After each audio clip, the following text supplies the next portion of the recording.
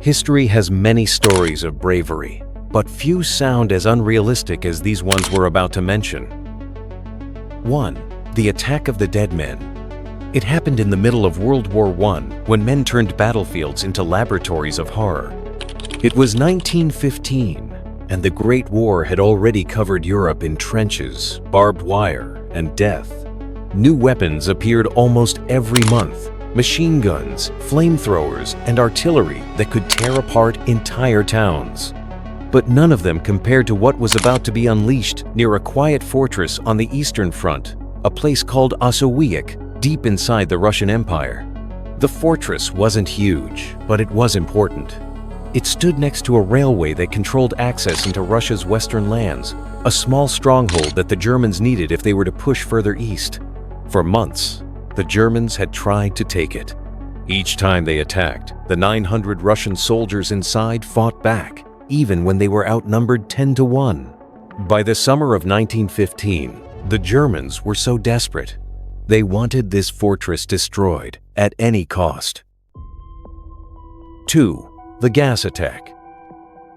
On the morning of August 6, 1915, the Germans brought out a weapon that most soldiers on either side had only heard about in rumors: chlorine gas. At 4 a.m., artillery shells began raining down on the fortress.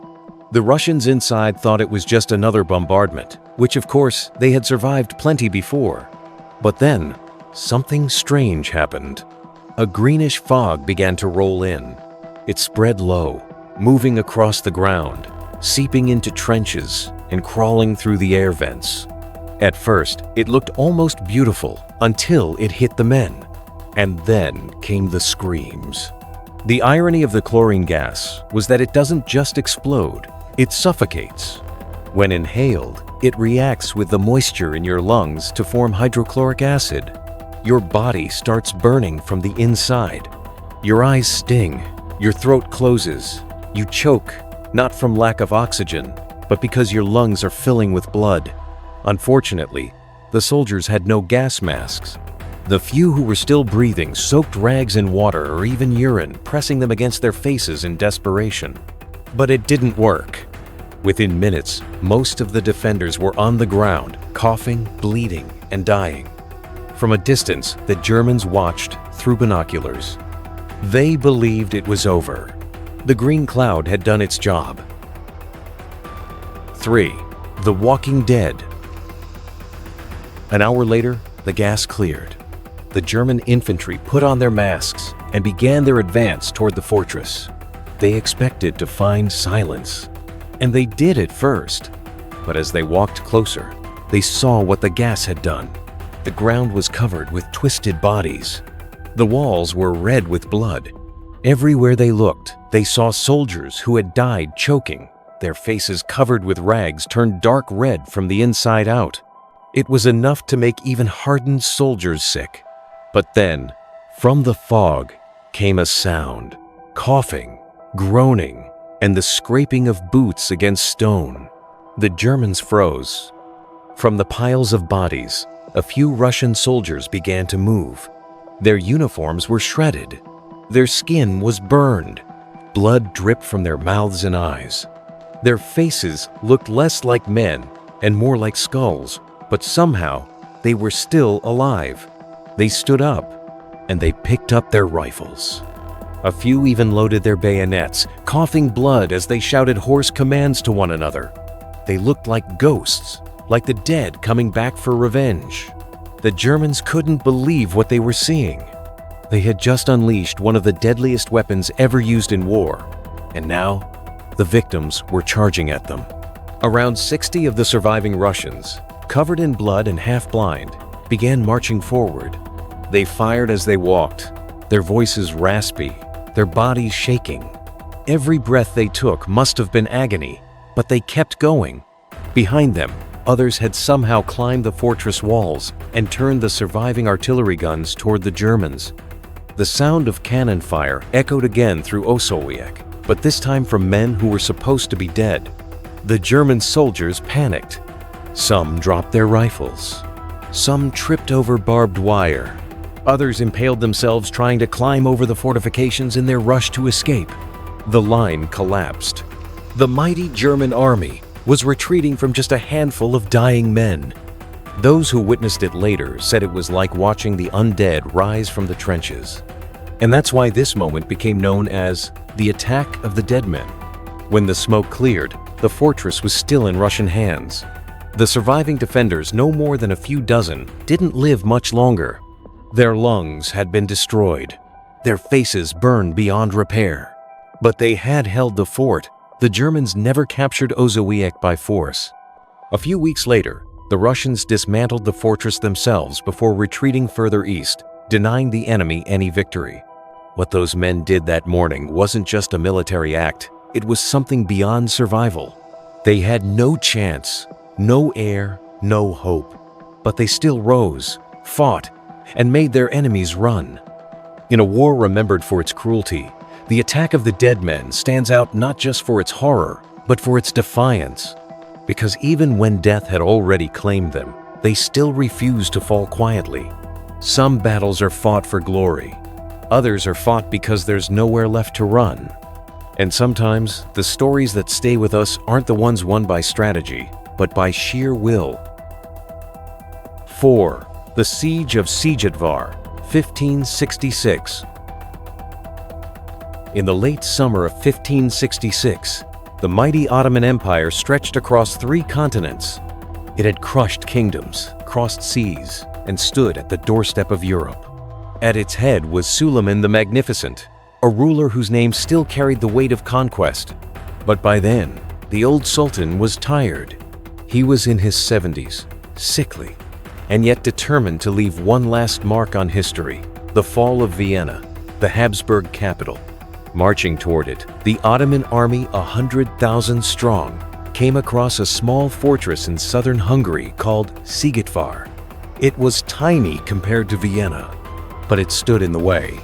Inside that fortress was a man the Sultan knew well, Count Nicholas Zrinski, a Croatian noble who had spent his life defending Europe's borders from the Ottomans. When Suleiman's scouts reached the walls and demanded surrender, Zrinski laughed. His men were outnumbered more than 40 to 1. Still, he gathered his 2,300 defenders, Croatians and Hungarians alike, and told them the truth. They would not survive, but their courage might stop the enemy from reaching Vienna. He swore he would shoot any man who tried to run. Every soldier swore to fight to the last. The Ottoman army later surrounded the fortress. Drums thundered, cannons roared. The walls of the outer town shook and collapsed, but the defenders refused to yield.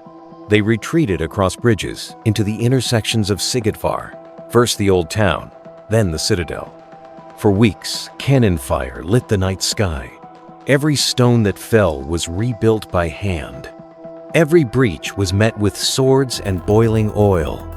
Suleiman himself arrived at the siege, carried in a litter. Too weak to stand, he still wanted to see Zrinski die. But fate had other plans. In the Ottoman camp, disease was spreading: bad water, rotting food, exhaustion. Even the Sultan fell ill. And before dawn on September 6, 1566, Suleiman the Magnificent died in his tent.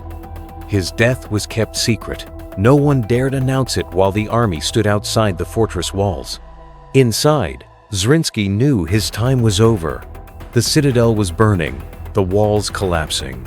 He turned to his remaining 600 men and said, "Let us go out into the open and stand up to our enemies. Who dies will be with God. Who lives will be honored." Then he loaded his pistol, mounted his horse, and ordered the gates opened. The defenders charged out through smoke and fire, a last surge of courage. Zrinski was shot down, but his men kept going. Behind them, a wounded soldier lit a torch and set off the gunpowder stores. The fortress exploded. The blast killed more than 3,000 Ottoman soldiers in seconds. When the smoke cleared, Siegedvar was gone, but so was the Sultan's army. The path to Vienna was never taken. Historians now call it the battle that saved Europe. It wasn't won by numbers or power, but it was won by men who chose to die on their feet rather than live on their knees. 5. The Battle of Saraguri, 1897. Centuries later, another small group of men would make the same choice. This time, the battle wasn't in Europe. It was on the rocky frontier between India and Afghanistan. In September 1897, a tiny outpost called Sarigari stood between two British Indian forts, Lockhart and Gulistan. It was a signal station made of stone, not much bigger than a barn. Inside were just 21 men of the 36th Sikh Regiment. Their job was simple: relay messages using heliograph signals, mirrors that flashed sunlight over miles of distance. They had no idea they were about to face 10,000 tribal fighters.